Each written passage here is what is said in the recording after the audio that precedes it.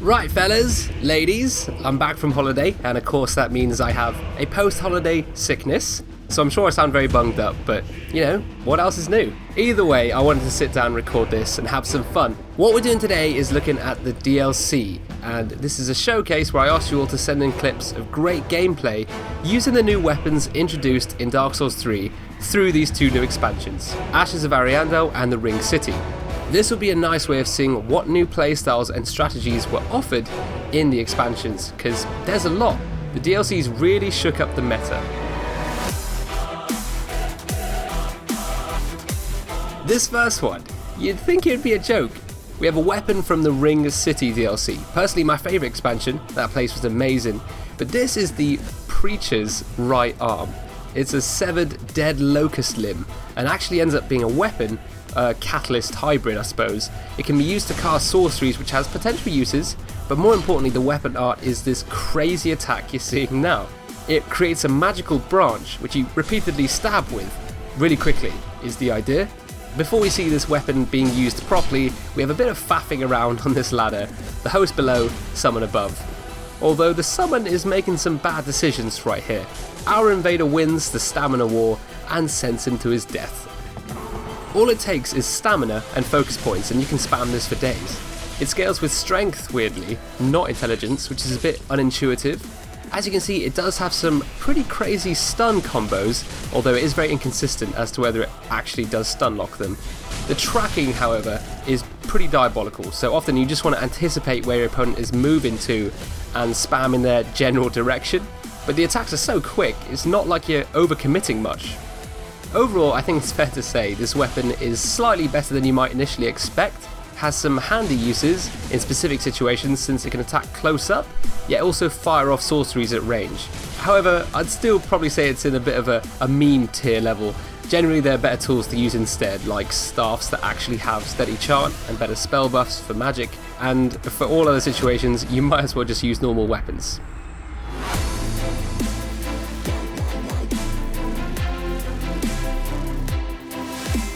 Next up, the infamous Ringed Knight paired greatswords. Oh man, did this weapon upset some people on the forums. A lot of people claimed it was overpowered on release. The running and rolling attacks couldn't be parried, neither could the L1 poke attack, and the moveset was godlike, so was the tracking. There was a crazy 3-shot stunlock combo, and it also poised through everything. It's pretty good at insane plunge attacks too.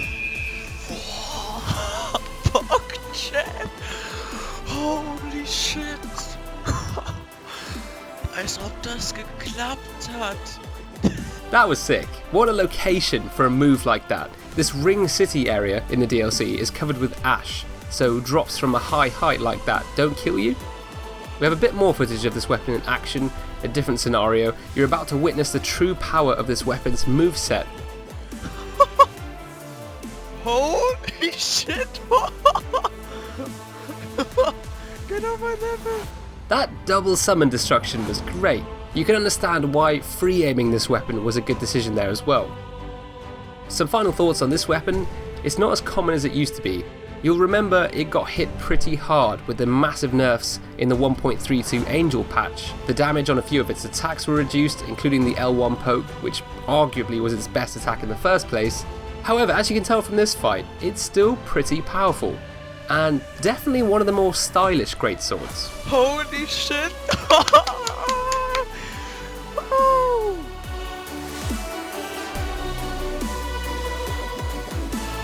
Coming in at number 8 is Sakai, with the split leaf greatsword, a weapon that has a bit of an identity crisis, because let's be honest, it functions more like a halberd.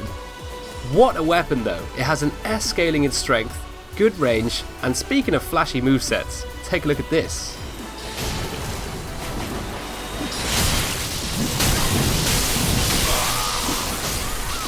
Oh my goodness.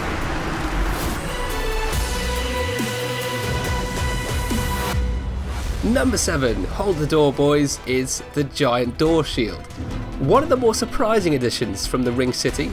It's a similar weapon to the Armor and Reeve shields from Dark Souls 2, but I'd say more underrated. They have a strong joke factor, yes, but actually they can be quite tricky to deal with, as this opponent is finding out. Trying to guard break or trade or poise through it is a bad idea, and many people can get misled by that. This invader, with the Great Door Shields, is taking advantage of that and simply counter-attacking everything while barely taking any damage, because you block and attack at the same time, is the idea. When fighting against someone who knows how to use these, you need to take it slow, punish their spacing, and chip them down. Number 6, we have a small selection of clips sent in by Faber using the Millwood Great Bow. I've wanted to talk about this bow for a while actually, so this is perfect. This bow was introduced in the Ashes of Ariandel DLC, and I personally think the developers did a great job with this. This is what great bows needed, because the issue is, great bows are made to be fired from far away. If you were close up dueling, you'd use a normal bow. So to use a great bow requires free aiming, and realistically that never works out how you'd ideally like it to because of latency. But as you're seeing from the kills that you're witnessing right now, that's not really an issue with this bow. So adding a bow that compensates for latency while still requiring accuracy and predictive skill is excellent. How this bow works is a special attack called Pierce Earth fires an arrow that impacts, waits a few seconds, and then explodes.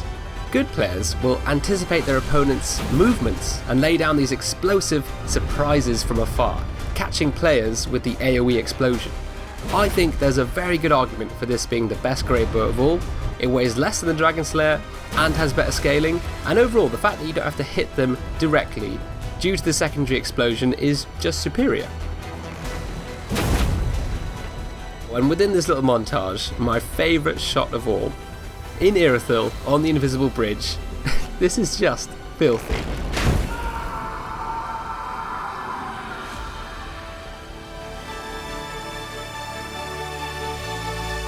Second Sound is here at number 5, presenting the Valor Heart from Ashes of Ariandel.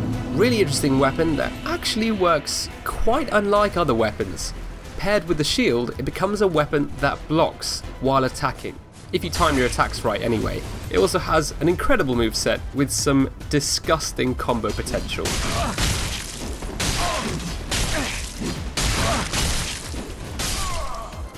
That's the Valor Heart, ladies and gentlemen. Enough said. Resolved Imp is showcasing the Crucifix of the Mad King. What a title! This weapon, if you look closely, is a spear in the shape of a cross with a dead corpse draped over it. I'd say it's probably the freakiest weapon you can find, and also the weapon with the most RNG built into the moveset. Before that though, it has a solid halberd-ish moveset with great hyper armor, and the thing that most people know about this is it hits like an absolute truck. If you have the right combination of stats and dark buffs, you can two-hit people with this. It's well known for being a very high damaging weapon. So the weapon art, which is probably the most interesting aspect of this weapon, it has 3 potential outcomes. It will either be a long-lasting Persevere buff, a Roar, which has a big area of effect blast, or a small floating dark sphere, which will explode after a few seconds, dealing damage to everything nearby, including the caster. So you never really know which attack you'll be getting. In this case, he gets a suicide bomb version, and so he has to carefully time and position his dodge. The Havel monster isn't quite so lucky.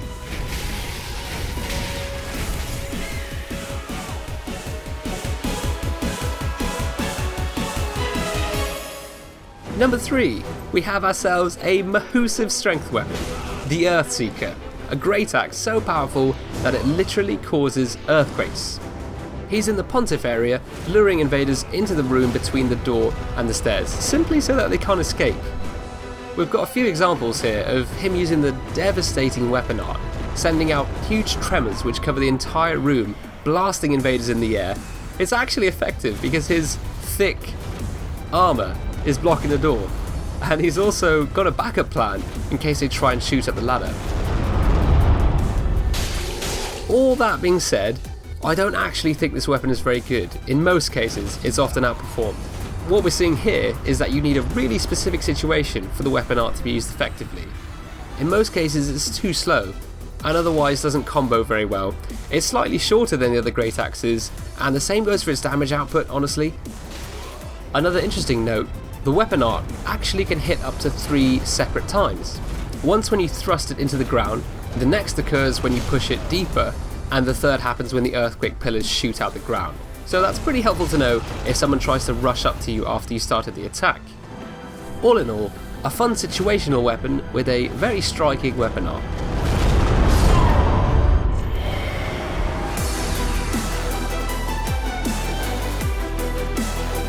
Number 2, we have a very daunting 1 vs 4 from the Spear of the Church Covenant. I feel like I've covered this area quite a lot in my past few videos, but this is essentially the Covenant which allows a real player to invade and become the boss. In this match, the weapon showcased is Frida's Great Scythe, and it is pretty great. The only scythe that has a permanent frostbite ability, plus a completely unique R1 moveset. In terms of the weapon art, the R1 moveset is a flashy 3-hit combo, the stunlock potential is pretty insane, and the weapon art R2 releases an ice discharge which covers the area in front of you, which of course inflicts the frostbite status. So as for the fight, once you're summoned in to defend the church, against 4 people you need to play defensively. Overall what we can see is there's a lot of hit and running going on. He's actually using the ritual spears to separate the players so he can take turns focusing on each one. Here you'll also notice that one of his opponents is the NPC Patches. Pays to remember that the Painting Guardians which help you have group heals, so you can take advantage of that, and they also work well as distractions. That's 2 down, 2 to go. A bit later the Painting Guardian takes care of the NPC summon, so tables have definitely turned to a 2v1 now with the Guardian's advantage. Predictably, the fight doesn't last much longer, but it's finished in style.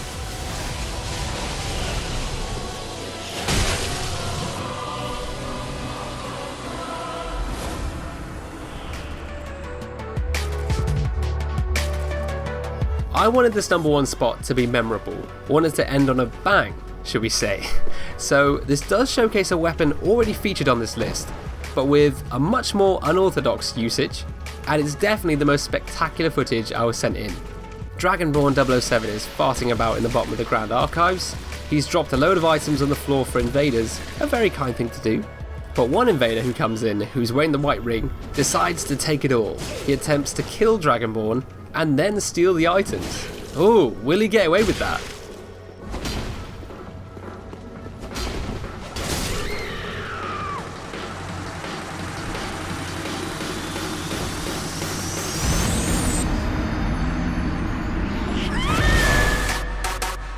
I guarantee you won't be able to guess what just happened there. The invader just got 1 shot at the last second and died instantly. This is how it happened. High above, when all this was taking place, was a second player, a hidden assassin perched in the rafters. A level 72 with a ridiculous glass cannon suicide bomb build. He's got the power within pyromancy, which increases your attack while losing HP. He'll have the red tearstone ring, Flynn's ring, and both Morion blades. They increase your damage output when your health is under 10%. And all of those items will be triggered when he falls because he'll have 0 hit points when he hits the ground. The weapon is of course the Crucifix of the Mad King. We covered that earlier, but he's using the Dark Bomb weapon art, the one that creates a dark sphere that follows you for a few seconds before exploding. So at level 72, pretty low level, all things considered, he's going to annihilate the greedy invader for over 1,100 damage. Instant karma.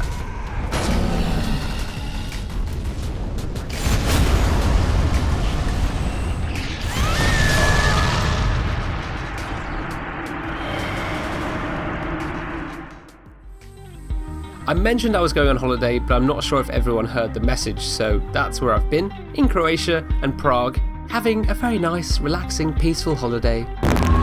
Now, for those who are watching the end to find out, the next top 10 topic is top 10 stealth kills, or sneak attacks, that type of thing. So if you have, or get any footage of you defeating an online player in a particularly surprising or stealthy way, then send it in. Instructions on how to do that are in the description below. It's easy, you just have to send the link to an email. Check out my other top 10s, bye!